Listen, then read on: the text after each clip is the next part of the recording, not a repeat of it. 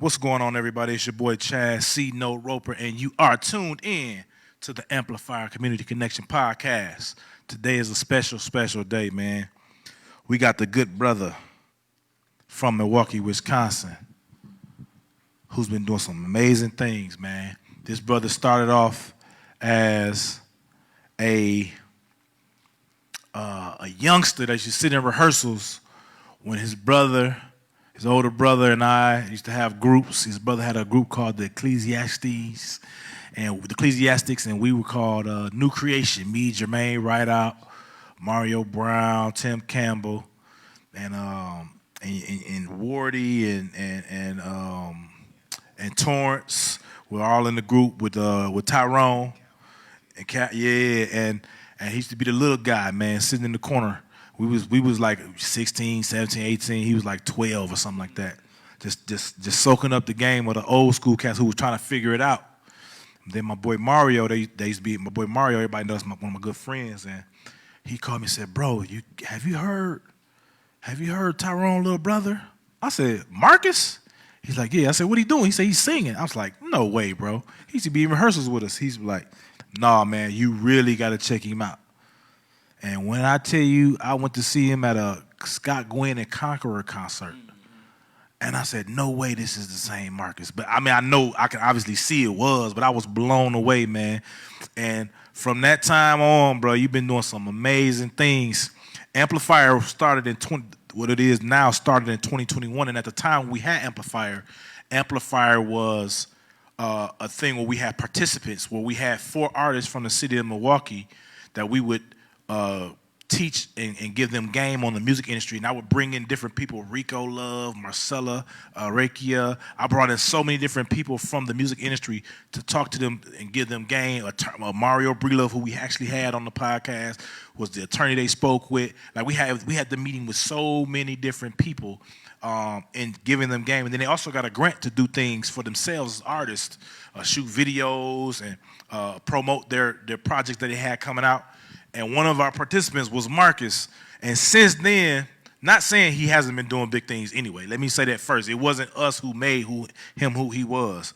We just gave him a couple more things to take along on his journey, because what God has for him had nothing to do with us. We were just one stop in the many stops in the destination of the journey there where he is going.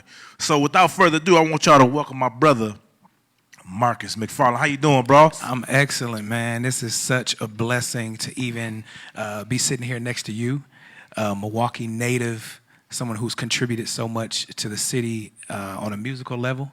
And just to even be considered on this platform is so many successful and amazing artists just in this city alone. But to be one of the ones, bro. Yes, sir. This is big. So very grateful. Man, thanks for joining us, man. So let's talk to us about your start, man. I know it, but the people don't know it. So let's go back, man. Pops and moms, man. They just celebrated their 50th or something? My parents celebrated 50 years of marriage, man. 50 years of marriage back in June. Shout out to my mom and dad, Pastor Samuel McFarlin and Evangelist Shirley McFarlin. I love you all. They've been super influential in my life, even musically. Yes. What a lot of people may or may not know, my dad played drums. And evolved from that to playing lead guitar. You know, it's pretty much self-taught, play by ear. You know how we do it in church. Yes, sir. My mom has been playing organ since she was 12, 14 years old, played for churches there in the South, and pretty much taught my brother, who you mentioned earlier, how to play keys long before he went to High School of the Arts. And so I was just always surrounded by music. Grew up at a church called Christ Temple. On the corner of 10th and Hatley. It's the oldest Church of God in Christ church in the state of Wisconsin. So, you know, the history there with so many elite musicians, in my eyes anyway, that were playing there. I was able to be that one on the pew, feet swinging, waiting for my turn to play drums. Everybody was sitting there with drumsticks. I done had drumsticks. I had the white part of the hanger. Y'all know nothing about that. I had the white part of the hanger that you would get from the dry cleaners, and I would use that as drumsticks, and I would just sit there and watch the drummer and just be ready and just, you know, pick up on those elements. Man, that's dope, man. It's called preparation before. Big time. You know, pre-game, as we call it, Big man. time. Got to be ready before you actually get in the game. Got to get your reps in, man. And a lot of us got our reps in at church. I got mine Absolutely. at Philadelphia Church of God in Christ on Yes, 3rd Pastor Barton and Pastor and Mother Barton, man. So I understand 100% about getting your reps in. And what you will find out, if you're in the music industry long enough, majority of the people that you see in those positions, whether it's production and all the Rodney, Jerkin, a lot of those cats, B. Cox, a lot of those cats started in churches, man, learning, getting their start in churches, and then learning the transition from being a musician to a producer. So I would there's a say big over difference. over 60%. Absolutely. Maybe 75. I mean, Absolutely. when it comes to you can go to Aretha Franklin, Whitney Houston, you can go to just about anybody in reference to the foundation. And I mean, let me take a second to just thank and appreciate all pastors and churches that have given platforms. Because one thing that I think goes unnoticed is there is nowhere else on the planet that you can go somewhere and be trash. Right. And get to still play every week. Yeah, that's a fact. Other than the church. That's a fact. There is nowhere on the planet, you will never get a gig at a club that will be like, oh, yeah, you come in, you messing up, you getting off time, and they're like, it's going to be all right. Just come back next week. Right. No, man. The church has groomed so many amazing, as you said, producers, directors, engineers, and given us a platform to learn because the objective is that those tools, not only is it the objective, but the truth of the matter is that the gift came from God, and the objective is that we want to use them for God's glory. So shout out to all those leaders who let those young people grow and develop. That's a fact, man. So young Marcus, man, talk to me about young Marcus, man. When we were doing our thing as young adults, what was young Marcus doing, man? To be 100, man, I just wanted to be a part. Mm-hmm. I just wanted to be present. I had the kind of parents like a lot of baby boomers did. If one of y'all go, all of y'all going. Facts. So it wasn't too many places my brother could go without me because most younger brothers, they act as the snitch, the watch out. For sure. For sure. So aside from all of that, while I'm present, I'm just wanting to be a part. I'm hearing them do 4-part harmony. My brother, we had an organ in the house. My dad bought my mom an organ because she wanted to stay sharp. And so my brother gravitated to that and got really good. So when we would sing and mom would teach us songs, we would be doing harmony. And my brother would always be like, man, stay on your note. Mm-hmm. So going to rehearsals and stuff, I'm listening to arrangements. They would take old commission songs and they would be like, oh, I know they do this, but let's add this part. This would be nice. And so I'm just kind of paying attention there. And like many young men in the church, we gravitate to the drums because the keys is already occupied, right? And so I'm there. I'm the youngest. I'm pretty much the youngest in my family in that generation at the time. I'm the youngest at the church. I'm the shortest, so my feet hanging. They kind of teasing me, man. Your feet don't even reach the pedals, man. Right. What is you talking about? You can't play. And so, excuse me. What I would do, what they would allow me to do, is when the preacher would get up and start to preach, because there was no real tempo. It was just more hits. Mm-hmm. They would say, until they start singing, you can get on and just hit in between. Yeah. And that was the start of my drumming days. Gotcha. The preacher, oh yeah, dun, dun. All I had to do was stay on the hit. That was it. I did that from 4 years old to about 6 years old, and as time progressed, they let me stay on. Sometimes the bump would happen. That's what we call a praise break today. And that would happen. And I would I play, but I wasn't strong enough, wasn't developed enough. And somebody would slide in. You on off. Let me get the sticks real quick. You know when they start doing this, it. It's time to get up. So, young me just wanted to really be a part. I just wanted to be included and accepted to be more than just a singer. Mm-hmm. Because people kind of knew, like, oh, he sings a little bit, he sings in a church choir, and his older brother's Tyrone, and my dad is an amazing vocalist as well. I mean, can really go, like, incomparable in my eyes. And as I'm growing and I'm getting older, I'm seeing young musicians and singers in the city like Sean Hinton. Yeah. And a guy named Corey Bowie that used to be here in the city. He's now in Atlanta, has written for a lot of amazing people. Elaine Joplin was another vocalist that was influential right here in the city. Listening to those vocalists at that age as teenagers in a choir called True Praise. Was ran by Glenn Hall. He was there at Rufus King, and he started that choir. It grew to a community choir. So by my teen years, I'm singing in True Praise, and I'm listening to other teenagers who had crazy vocal ability that I had never heard before. Alicia Miller. Yep. Hearing those kind of vocals, and I'm saying, where did y'all come from? Right. And so hearing them made me sharpen my skill. Hearing drummers like Wesley McVicker, Olin Franklin, just so much talent. So I'm always feeling like I'm in the background. And I would feel like I started to develop around 14, singing in true praise, because I was exposed to something other than what I was at church. Right. And even though this was still a gospel choir, it was just all different walks of life within that choir. And around 16, 17 years old, I stumbled across 2 albums that was extremely influential in my life. And the thing that it was for me was, because of the era we grew up in, traditional gospel, to me, started to become very tired. Right. It wasn't that the message was tired. It was just the same. You could start an intro of a song in the 80s and you didn't know what song it was, because everything traditional gospel sounded the same. And so at that time, contemporary gospel really started to take a shift and a change.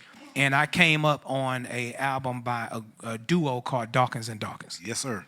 Dawkins and Dawkins is Eric and Anson Dawkins. And at the time, I didn't know this, but this was like 96, 97. A lot of the writing on that album was done by Jay Moss. Mm-hmm. I didn't know that then. And I said, finally, like music that had the youthful appeal, but the same message that I fell in love with, because I fell in love with the gospel message. Mm-hmm. And so hearing those albums, I started listening to what they had an album called Rhythm and Praise. Yep. Not long after that, I stumbled across the dude named Dietrich Haddon. Dietrich Haddon had a Chainbreaker album in the year 2000, 99, 2000. I was like, okay, I like the way this is. It's like that perfect blend.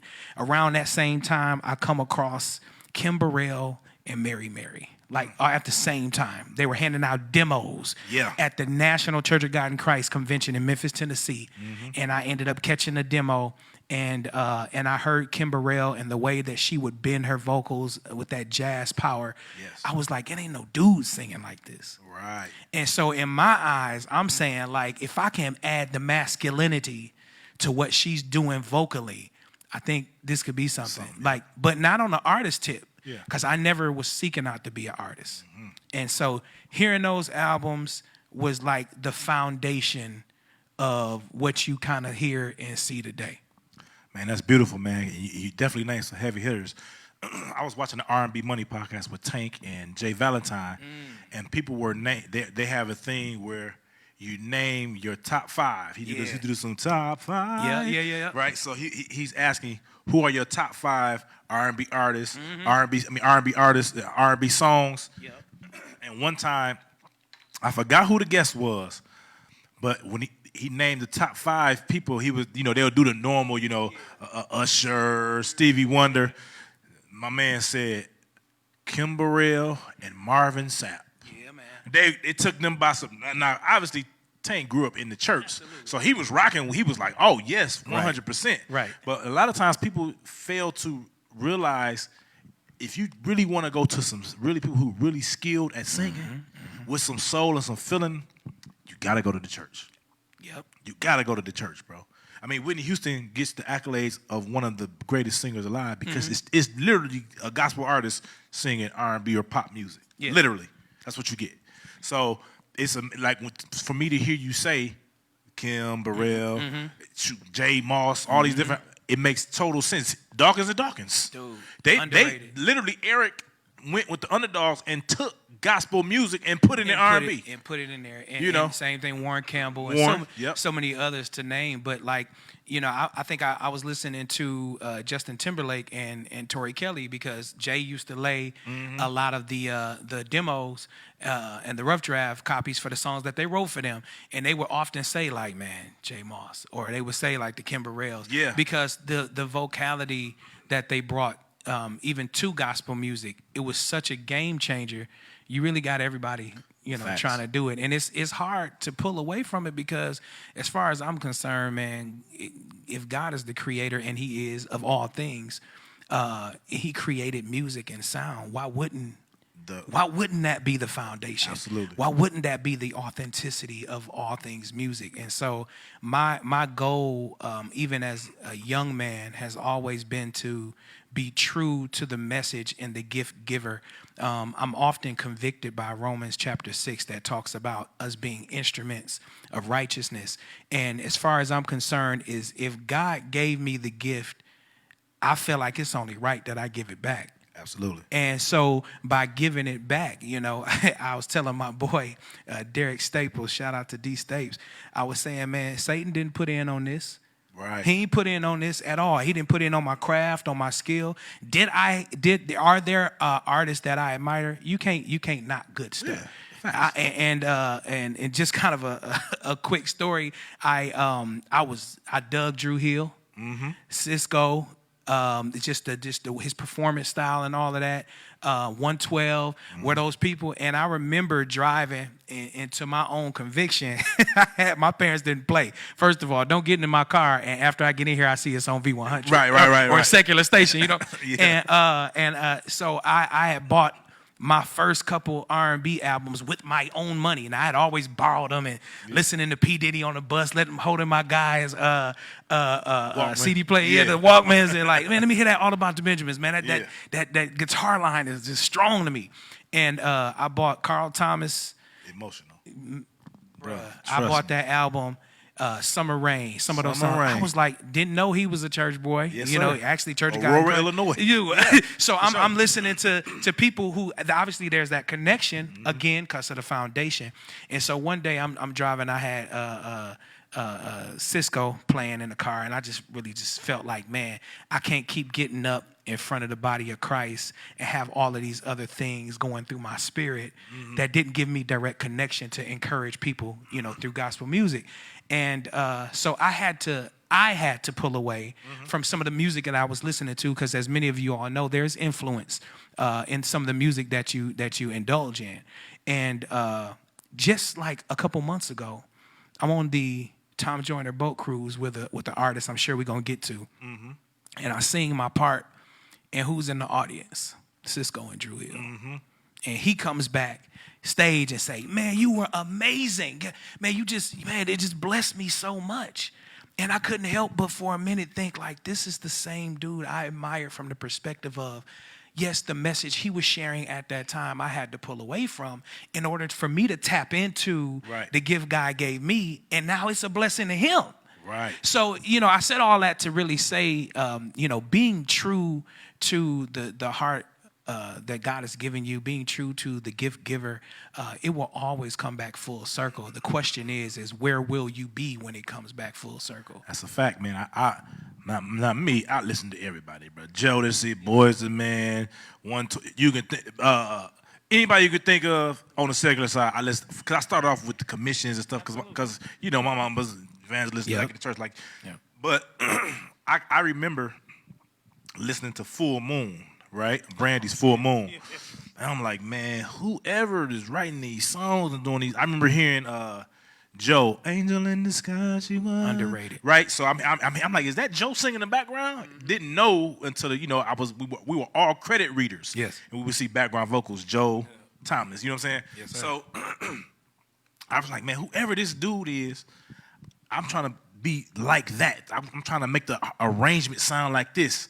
Now, anybody that has vocal produced songs from whenever Full Moon came out to now is lying if they do not say they were not influenced by the late great LaShawn Daniels, right? Oh my God! If they say they vocal producer and they were not, influenced by him, they're telling a lie, bro. Yeah. Especially if they're doing harmony arrangements. Yeah. And then you can tell by how they round the sounds off on the actual. So I'm like, man, this dude is LaShawn. Not knowing me and LaShawn are the same age. So dude was doing this at 18 and 19. Like same as a background. At our age, at a young age, bro. Yes, sir. I didn't know this until I had the opportunity to work with LaShawn, with Tamar and TC. And I said, and I was geeked. I'm like, man, I can't, bro, I literally did my whole vibe Based on you. I started naming some of the songs I vocal produced. He was like, I can hear that. I can hear that. You know, and he was very, very charismatic, funny. Yes. So I identify when you say you actually get to be around people that you actually admire from afar as a youngster. You know what I'm saying? Sir. And to find out he was doing this at such a young, working with Michael Jackson at 23, I wouldn't have known what to do in that. You know what I'm saying? That's insane. Things like that. So I definitely identify 100% when you say, obviously, I didn't take the church route, but you know, God know my heart. See there? But let's talk about you starting being an artist. Let's go there till you turning into an artist. Man, specifically, I remember my 21st birthday was approaching, and I wanted to do something. Like, you know, I was already living in my own spot, and I said, you know, I'm gonna take my money, I'm gonna save some money, I'm gonna do just something different. I'm gonna go on a trip by myself. I'm gonna head to Florida and just do something. I don't know. I'm gonna just go out of town and chill. And I was talking to a dear friend and god sister of mine, Chanel, and at the time she was living in Minneapolis. And she said, do you know Darnell Davis? I said, no, I don't know Darnell. She said, well, it's this choir at the time that had just won a Stellar Award. The name of the choir was called Excelsior, and they were out of Minneapolis. And she said, he just produced that record. He got a Stellar, he got a studio, this and that. Y'all should connect. And I was like, yeah, oh, okay. Like, I'm not on that. I wasn't doing anything as far as I was concerned that was artistry-wise. Although, since the age of 14, I felt like God was giving me lyrics and songs like that. And they, to me, the arrangements, you know, looking back, I was like, it was garbage. But it was a seed, right? Yeah. And I knew lyrically how to start stringing things together, and I started writing. And at that point, I had memorized all the songs I had written, which were maybe 6 to a dozen songs. I had memorized them, and I remember specifically saying, like, okay, God, if you want me to do something with this, like, you're going to have to make a way, because I don't have the wherewithal to, like, you know, record these songs. And she said that, she was like, y'all should talk. We at Applebee's right now. I said, okay, well, what's up? You know, he talking to me. He said, man, you know, can you sing something real quick? So I sung something. He was like, dude, when are you going to be in Minneapolis? And I was like, if you serious, I'll be there for my birthday, like around my birthday. Yeah, so I'm like, I'm thinking, why waste money just going to do nothing when I can sow into, you know. And I went to Minneapolis. In his living room, we recorded a song called He's Coming Back that I had written. And he built it from scratch for a little bit of nothing, just on some big bro, little bro type stuff. Like, hey man, you know, whatever you could pay me, and you know, I sent what I needed, and we started that song there, came back and kind of wrapped it up, had Derek Hearn mix it and master it for me, took it to Melvin Hood, to the radio station, because they had been seeing me sing around here and there, Christmas programs for different radio shows and stuff. And it started to get in demand.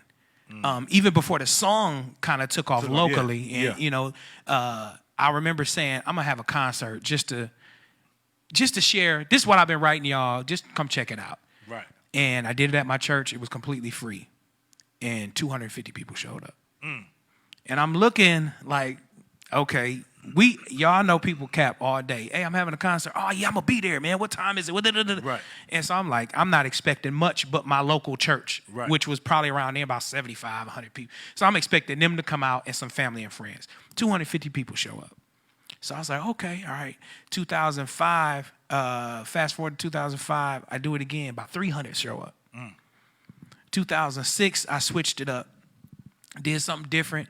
And from there, I said, okay, if I'm going to take this seriously, I'm big on customer service. Facts. I worked at Walgreens. I worked for GE Medical Systems. And so having good character and providing a service to people also ties into music for me. Absolutely. So I'm saying I'm not just going to be an annual concert artist. Every time we have something like, you got to come to my concert this year, that to me was just not it. And I didn't want to keep investing in that. And so I decided to shift my finances from doing concerts to the project. There you go. And when I decided to go ahead and put a project together, I took 2 years of time to do the best that I thought I could. I invested in Pro Tools and whatnot. I had gotten a really nice paycheck from a booking and racing at this church. And I said, I'm going to go in and I'm going to put a portion of it on layaway at Guitar Center. There you go. It didn't matter how I was going to get there. I just knew that I was going to do it right. And from doing that, I took my time, built the project, and I feel like from that birth of my first project, the first single, He's Coming Back, was starting to get radio play, which increased bookings. Jam for Peace, for those of y'all from Milwaukee. Yep. And I just kept stacking the money away until I could fund that full project. By 2011, I had an album come out called Addicted to Praise. And it got a lot of attention. And I think that was the turning point, because Addicted to Praise is what got me my first major placement. That's what's up. And who was that first major placement with? Zacardi Cortez. Zacardi.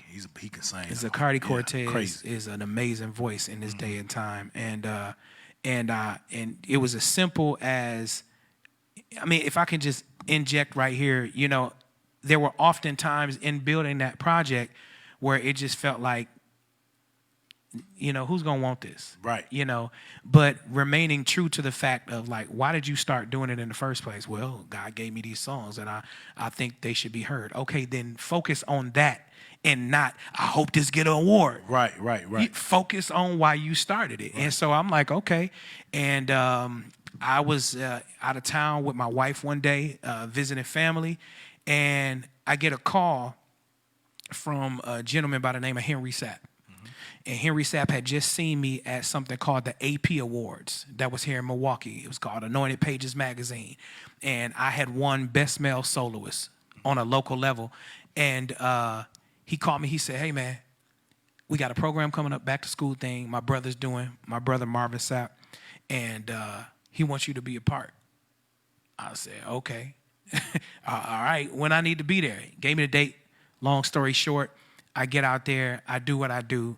We get done singing, and he pulls me to the side along with my boy, Lucius Hoskins, amazing producer. And he says, I'm about to start a label. I want y'all to work with me. I'm like, that was really my first real interaction with Marvin Sapp. And he's literally telling me, like, let's partner up, you know. Right. And I'm thinking in my mind, this is all from generating a simple project. You know, at this time, He's Coming Back.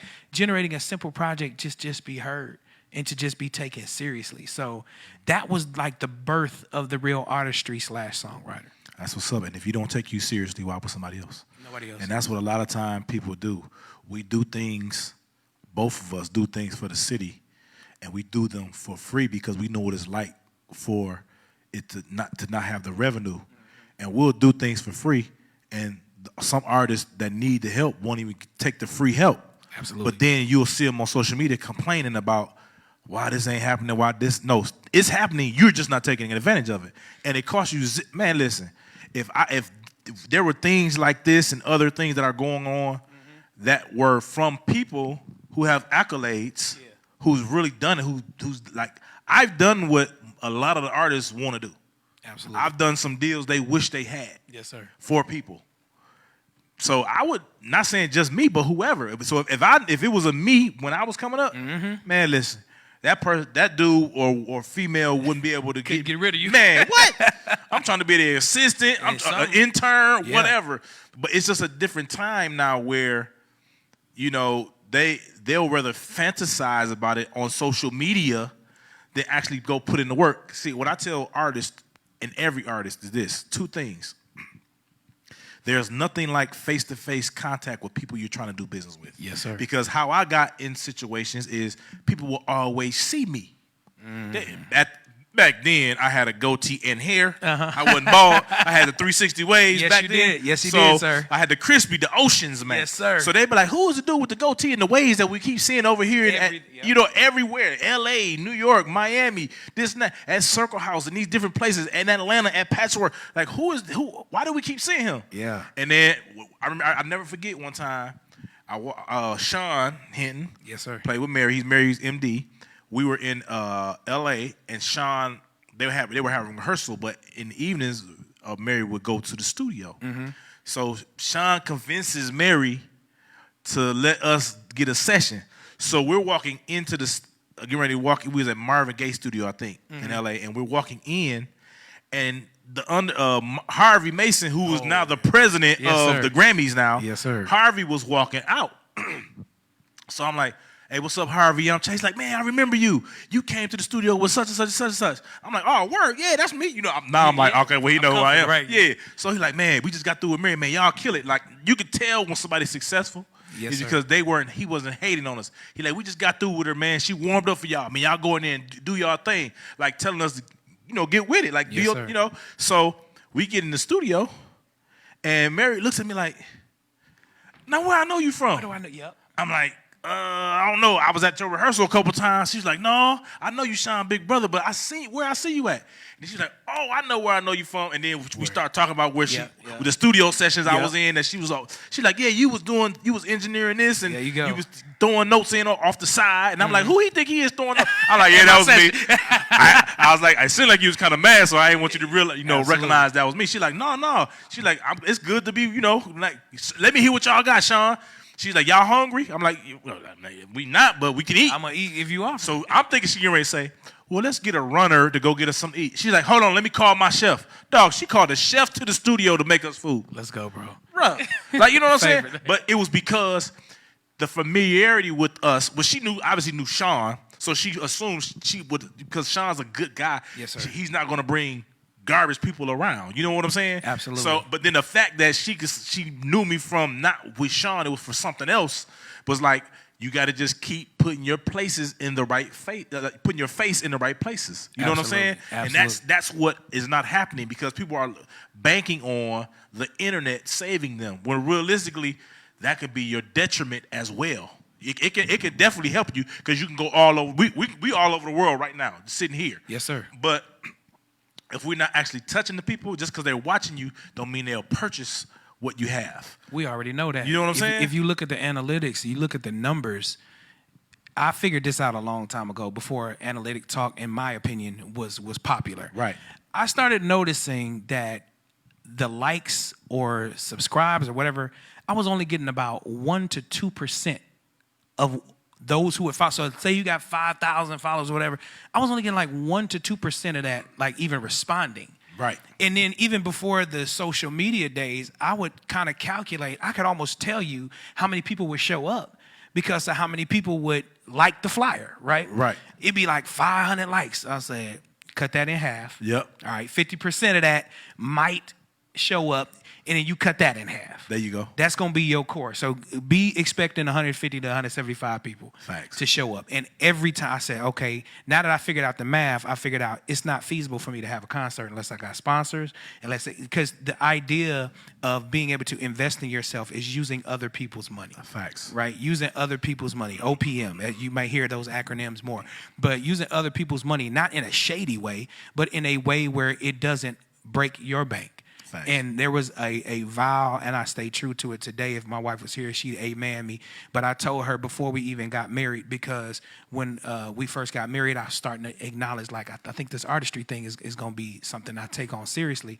And I said, one thing I will never do, I will never starve our household to fulfill my dream. That's a fact. I will never. So, this peanut butter and jelly, my kids, we all struggled until we made it. Dude, that is of the devil. I don't care what y'all say, dude. Hey, listen. That struggle mentality is dead. It is not 1960s. Facts. It is not 1970s where you can go and, buy a bag of beans and rice and we just go. Why should they suffer? For your dream. For your dream. And first of all, the way I see it is I want my dream to be God's dream, right? Facts. So if it's for me, then he will then make a way for me to do it.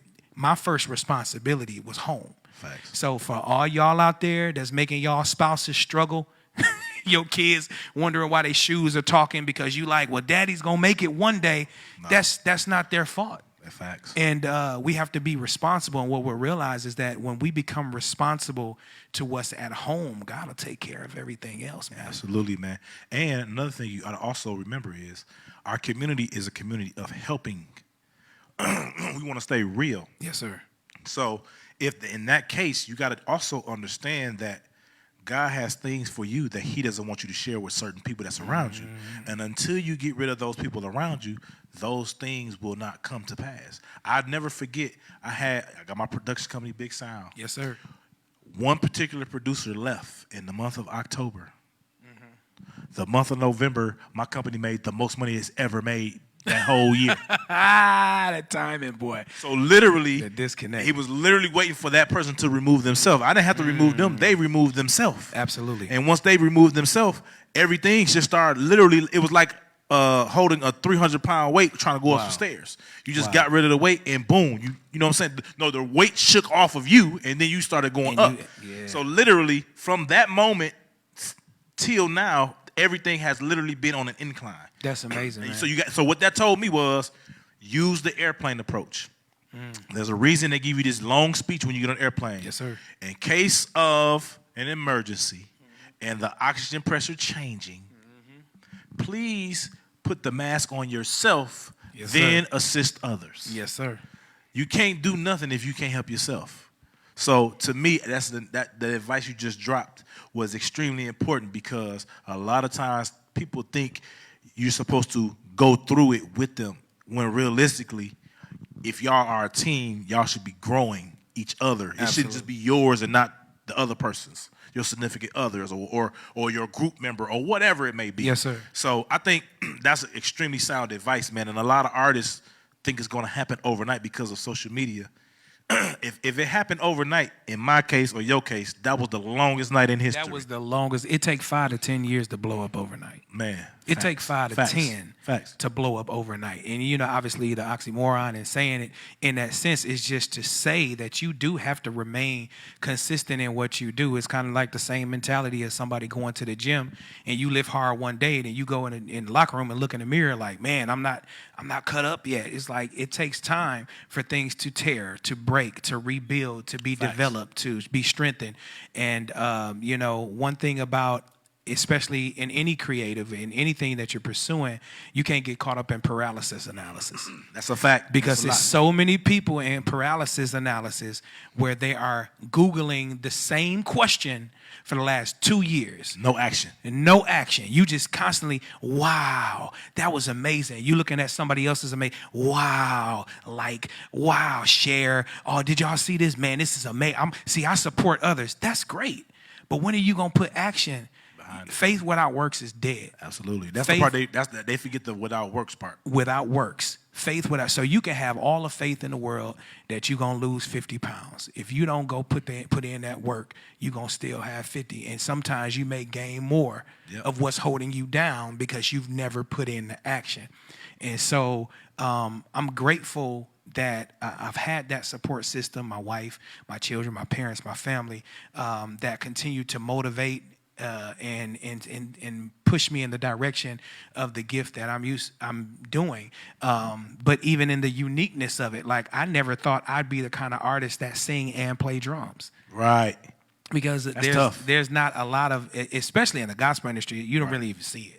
But rock and roll, you'll see it. Absolutely. Like that. Yeah. You got like Anderson .Paak. He does well. .Paak, he does extremely well. Absolutely. Stokely can do it from Mint Condition. Mint Condition all day long. But that's about it. It's very rare. Yeah. And I'm going to tell you, that wasn't even something I was trying to do. We just didn't have no praise and worship leaders that night. So you had to do your thing. You know, I'm a pastor's son, dude. You wear multiple hats. Facts. And so we didn't have nobody to do praise and worship. And the way our church was set up, the sound system is to my right. The mic is right here, and I'm on set. And so one thing my brother and I, we would do early when the church started, we would see who could play on tempo the best and sing without messing up. Yeah, it was just a game. Like, so I'm like, let me see if I could do this and do a riff without messing up. And it became something that was turning into practice, and it just became second nature. And so, like, sometimes you go to my website, marcuseldermac.com, you go there, you go to the videos, you'll see some snippets of me playing and singing. And people be like, how do you do that? Like, I promise you, it was never the plan. But it became that, and that tool has been, like, a blessing. Man, that's dope, man. So let's get into what you're doing these days, man. What you got going on? I know I saw you working with Fred. Yes, sir. And then I also saw you working with Marvin Sapp. Yes, sir. Then I saw you working with, I forgot the other brother name. But Joshua Rogers. Yeah, Josh. Yeah. That's what it was. Josh. Yeah. Right. He won the Sunday's Best, right? He won season 5 Sunday Best on BET. Yeah. That was actually the song that got me my first BMI Trailblazer Award during the pandemic in 2020. Yeah, that's what's up, man. So, man, let's just talk about what you got going on, bro, because you're doing some amazing things. You brushed by Amplifier for a little minute, but then you just shot off. I said, man, do I need to call your assistant now, bro? Can I still call you? He's like, man, quit playing with me. No, man. No, yeah, man. Some of the stuff I'm working on, you're correct. I did Pour Your Oil, a song called Pour Your Oil, co-written myself, Lucius Hoskins, Tyrone Bell, that went number 5 on Billboard, Gospel Chart, Media Base. Now I've had 4 placements with Marvin Sapp, legendary, one of the biggest gospel icons, which has been just amazing working with, beside Aaron Lindsay, Myron Butler, Myron Williams, some of those heavy hitters in the music industry. Wrote his single, Undefeated, that was released, his last album with RCA. Wrote a single called Undefeated that did pretty well. It was actually one of the top 50 on Spotify. Wow. Which was like, wow, that's exactly what I said, because the song came out in September of that year. Oh, so it's at the end. And they released the list in like October or November. I was like, in that short amount of time. You know, so currently working with Fred Hammond, legendary. This is one of my Mount Rushmores. Legendary Fred Hammond has an amazing production called Hood Book, and what this is your urban Bible. That's the best way to put it. It's like the Bible in an urban fashion, but on steroids, because he's fusing R&B, hip hop, gospel, contempt, jazz, all in this one show, and it's like the Garden of Eden told from a teenager's perspective. Wow. And so I'm in this musical play theater production as a character named Lambo. I played a ram. I stick close to God, and it is scheduled to go on tour at the top of 2024. We launched it in April of this year. Did very well. Got picked up by the Tom Joyner Boat Cruise, which has a ton of heavy hitters on there. We performed this thing on the boat. It was amazing feedback. That starred people like comedian Rodney Perry, Chad Shepard, Latisse Crawford, so many amazing people that I've had the opportunity to be around. And so I'm kind of in that vein right now where it seemed like I'm doing more writing than I am my own music. Yeah. And it's like I'm disciplining myself where I'm like, I got to get back. Because I have so much more that I have to say, or even music that I've released that I feel like, no, this got to be heard. I'm flipping one more time, you know.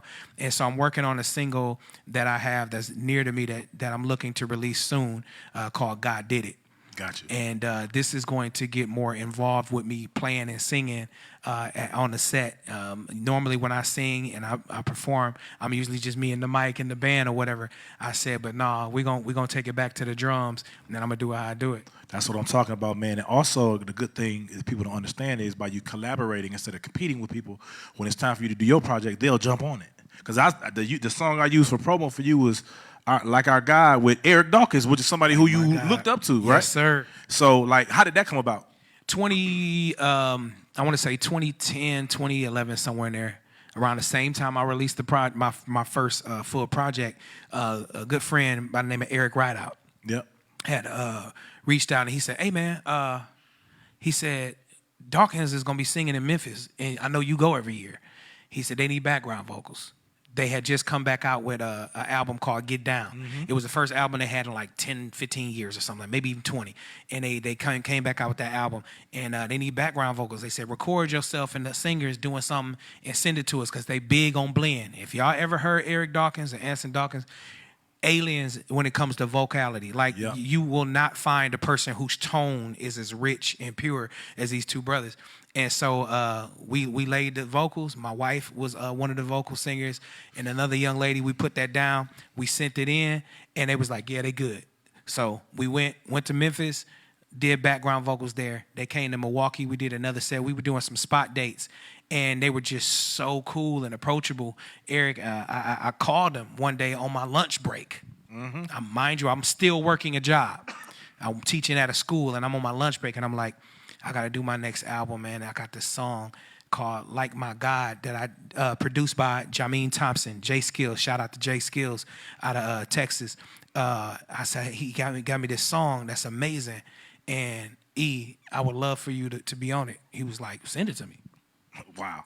But that was built on relationship. Absolutely. You know what I'm saying? That was built on relationship of just being around, not being in groupie mode, treating him like a human being. You just because you're around somebody you admire does not mean you have to be all, ever since I was a kid, you time it. Everybody want to share that story because we respect them, and we admire them. But time it. Read the room. That's a fact. You know what I'm saying? That's important. And by reading the room, I knew that there were certain times where I had to be in full pro mode, like professional mode. When we were rehearsing, that was not the time for me to start sharing backstories and all that kind of stuff. But when we went out to eat and we were sitting at the table and they brought up some old time, then that was an opportunity to jump in. But sometimes we miss our opportunities because we're so big on fulfilling some dream of ours. I've always wondered if I ever met Lil' Kim, I was gonna say this. They're like, that might not have been your time.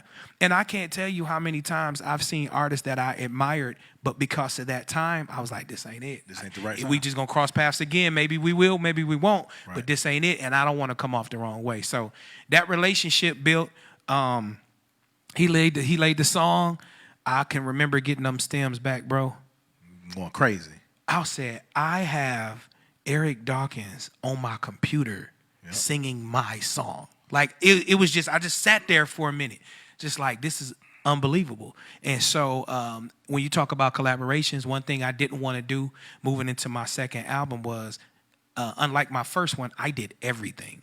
Everything but the final mix, because I still touched up the mix that I got back. Right. But I did everything. I played keys, I played the drum program, and I did all the background vocals. I did all it. I wrote everything. It was everything. And what I didn't want to do on this album was everything. Right. So I reached out to my boy Lehman Gray out of Chicago. I said, yo, Lehman is amazing. I said, hey, man, I need you to mix this.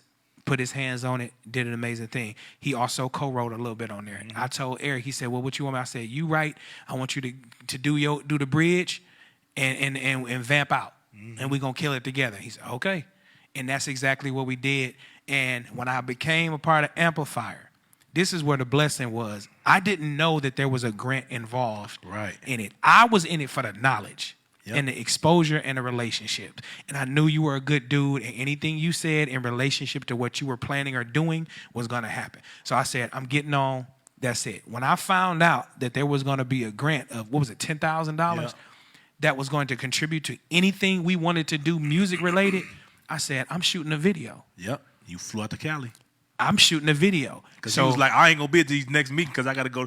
Man, do what you got to do. That's what it's for. Yeah, I said, no, I'm going to need some, because they were releasing it to us, so, it was responsible. I was like, I'm going to need a little bit of that, more of that money because I'm going to Cali. I'm going to go out there where he is. I made it convenient. I had the vision, the whole nine. Directed it. I got with my boy, Wanye Sloan, right here out of Milwaukee. Flew him out there. Rented him a car. Got everything I needed. I saved money by using the car I rented in the video. I knew everything don't have to be Lamborghini. I don't want to get off into that. But, be wise. Exactly. I knew that I was a steward over a certain amount of money that I was given. And so I was like, it don't have to be luxury. And I want the thing to represent where I'm at. Right for real. now. I don't have Lamborghini money. Right. I can afford this car that's gonna be in this video though. Right. You know what I'm saying? Right. So that's what I'm gonna drive in the video. Like stop capping. So Right. That's what I did. I saved money on that. I brought my wife with me. That helped. She was a very assistant in that perspective. We shot everything in one day. One camera. I got on the phone, found, I think it was FD Studios, one of those spots. And we shot multiple shots in that one studio. We did a couple other sites all before the sun went down. If you look at Like My God, that was all shot in one day. That's how you got to do it, man. That was all shot in one day. And that was from what Amplifier did as far as providing that support. Right. And it was amazing. Man, listen, next time you need to use Lamborghini, you can use mine. But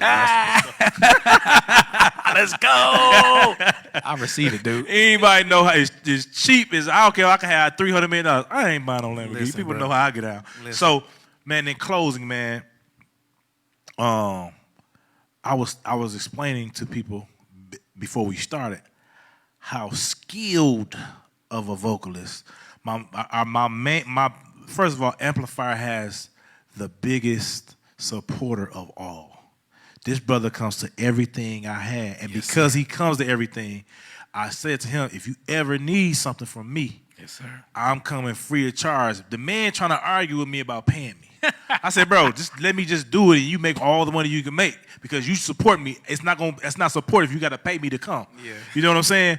But so we was talking with him and Silk over there, and we was telling him that I was telling him how we met, how we knew each other, how skillful you are, man. Mm-hmm. Listen, I would be remiss if I did not have you sing a line or two of whatever God puts on your heart. Well, because this gonna be on when you go to Apple Music and all, this gonna be on there. This gonna be on the thing. Yeah, so give me a little, just give me a taste of something, man.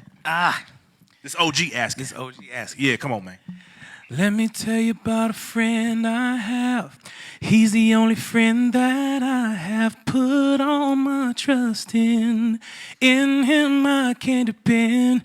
Let me tell you about a friend I know. He's the only friend that I know. Won't ever leave you alone. I will praise him with all of my might. I will bless you with all of my soul. I will meditate with all of my mind. And I worship you, Lord. I will praise you with all of my might. I will bless you with all of my soul. I will meditate with all of my mind. Oh, I will worship you, Lord. Boy, listen. Yeah, I'm talking about that brother hey, that boy good. That boy can sing. That's my movie too. That boy good. Man, no, bro. They had to hear it because I wanted them to hear the true, no background, no auto-tune is on the mic, none of that. Well. This is straight Marcus, man, and the reason why is because I want everybody that's listening to this podcast, that's watching us on social media, man, go get this brother project ASAP because it's so much not so skillful, I'll use that word, music out here.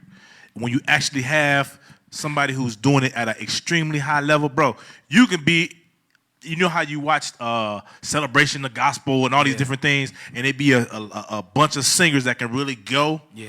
You could be up there with all them and hold your own. So I wanted, and you're from Milwaukee. Yes, and that's what I want other people to understand is born and raised. We got that talent right here in this. Just like you can put me in the studio with whoever, and we're gonna come out with something crazy. Yes, sir. Same thing. You can put you in the studio or the stage with whoever, and it's gonna be dope, man. So I want to make sure I had to highlight that. And it's the first time I ever had somebody ever sing on here. But I had to highlight it, man. Can't take that from me. Yes, sir. Like I had to highlight that because I don't want people to sleep on the actual gift. And that's, you can sleep on the person, but you can't sleep on the gift. Man. Because when this brother really get to going, man, sometimes, I might skip church a couple Sundays, maybe 52 out of the 52. He said, I might make two. Come on back to the Lord. I'm online with it. And I'll hop online and check you out going, hey, I'm like, man, listen. Wow. Like, this is what you, and then sometimes I just repost what you got on, just because I want people to hear, like, man, listen, right in the city of Milwaukee, people that come right here, we got the same skill level. It's just the fact that this brother is nurturing his gift. When y'all, like, think about this. How many barbers drag their liners or clippers across the concrete and then go cut your hair? That's right, That's what I think about with singers who smoke. Man. You literally dragging the clippers on the ground. Talk to him. But then you like, all right, let me go hit the stage. Bro, you're going to be flat, fam. It's going to happen. That's your instrument. Yeah, it's and your you instrument. have to take care of it as such. You got to take care of it. And what a lot of people don't know is I blew mine out. See what I'm saying? I had to have vocal surgery. See what I'm saying? 2014, I had bleeding on both my nodules, man. Both my vocal nodules. And it taught me something because I had to then learn how to manage my gift. Yep. And God did not allow a lot of things to take off until after I went through that. Yep. And God was like, okay, now you're ready to do tours. Now you're ready to sing background vocals. Now, because you know how to manage that gift and not damage it, just because you can't yell and scream and smoking and drinking and damaging those vocal cords to that degree.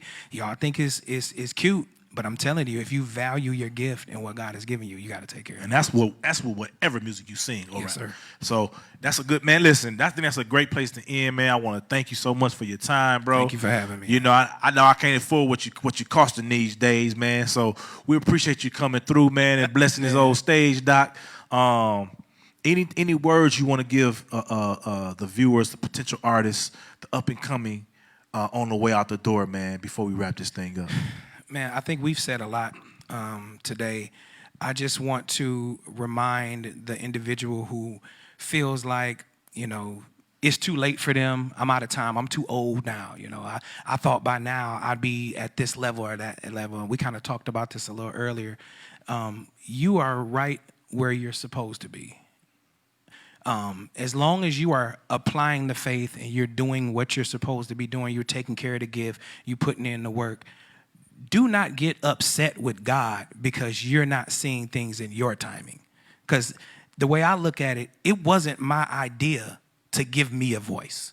It was never my idea. I wasn't born like, yeah, God, by the way, bless me with the ability. It was never my idea. So walking in the opportunity and in the fact that, man, don't worry about tomorrow. Be concerned with the things of today. Seek first the things of God, and everything else that you need will be added to you. I am a living testimony. I might not be on the Stellars or the Grammys, and you might not see me on every platform, but when I say my needs have been met, exceeded, and abundantly, is because I did that and put God first. So that's what I leave with. Man, listen, that's a beautiful way to end it. One thing I'm going to say on our closing, man, is if you have a gift and you use your gift, you don't have to be the most gifted, but you will see how your gift will elevate not only just you, those around you, and even the lifestyle that you have. I am hands down not the best producer, vocal producer, engineer in the world, but I'm up there in the same ranks as those who are. Yes, you are. And it's because I use my gift for good. I use my gift to help other people. And one thing I never did was compare myself.